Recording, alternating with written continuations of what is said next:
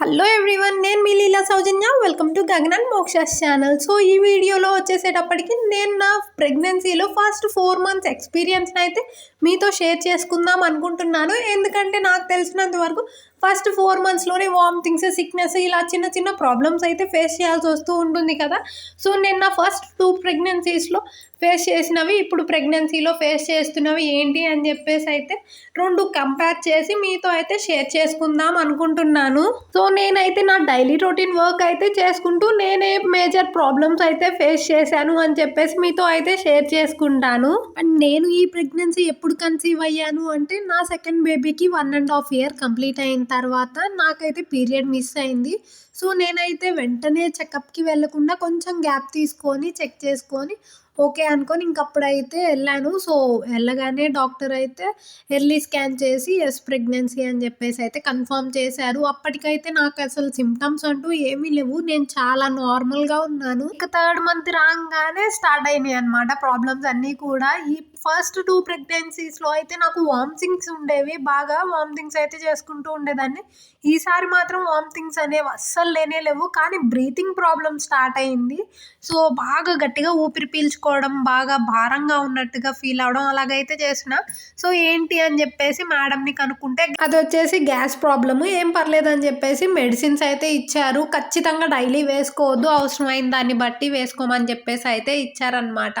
ఇంకా నేనైతే టాబ్లెట్స్ వాడినా సరే నాకైతే ప్రాబ్లం అస్సలు క్లియర్ అవ్వలేదు. అందుకని చెప్పేసి మళ్ళీ చెకప్కి వెళ్ళినా కూడా ఈ ప్రాబ్లం అనేది ఒక్కసారిగా క్లియర్ అవ్వదు.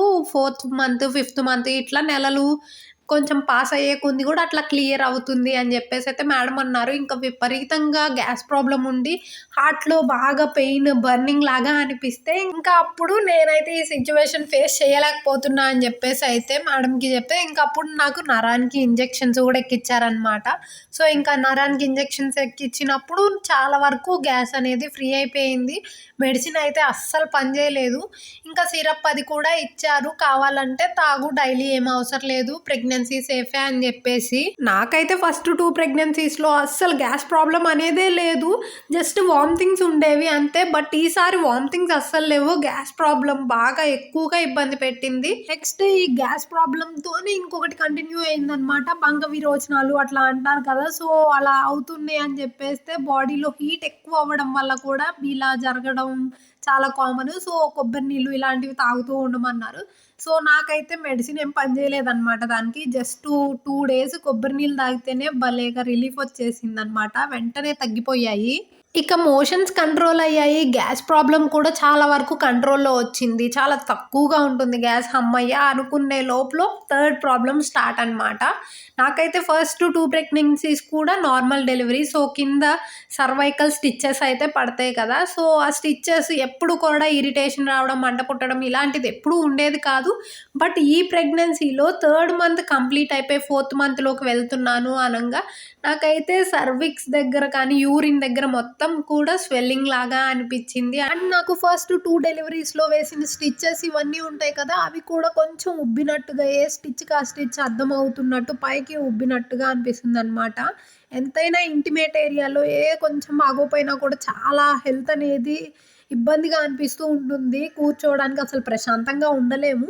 సో నాకు ఇంకా చాలా ఇబ్బంది అనిపించింది, బాగా మంటగా, ఇచ్చింగ్ సెన్సేషన్ ఇలా అనిపిస్తే ఇక నేనైతే ఇంటిమేట్ ఏరియా వాష్ ఉంటాయి కదా, వీ వాష్, ఇంటి వాష్ ఇలాంటివి, సో దాన్ని అయితే యూస్ చేయడం అయితే స్టార్ట్ చేశాను. సో డాక్టర్ని అయితే కన్సల్ట్ అవ్వక ముందే యూస్ చేశాను అనమాట. ఎందుకంటే అంతకుముందు 2 ప్రెగ్నెన్సీస్లో ఇలాంటిది ఏమీ లేదు, కానీ యూరిన్ ఇన్ఫెక్షన్స్ ఇలాంటివి చాలా కామన్. కావాలంటే ఇంటిమేట్ ఏరియా వాషెస్ అలాంటివి యూస్ చేసుకోవచ్చు ప్రెగ్నెన్సీలో, ఇబ్బంది ఏం లేదని మేడం చెప్పారనమాట. సో ఇక అదైతే గుర్తుంది, అందుకని చెప్పేసి ఇంటిమేట్ ఏరియా వాష్ యూస్ చేసి చూద్దాము, ఒకవేళ తగ్గకపోతే వెంటనే డాక్టర్ దగ్గరికి వెళ్ళిపోవాలి అని చెప్పేసి వీ వాష్ అయితే వాడడం అయితే మొదలుపెట్టా.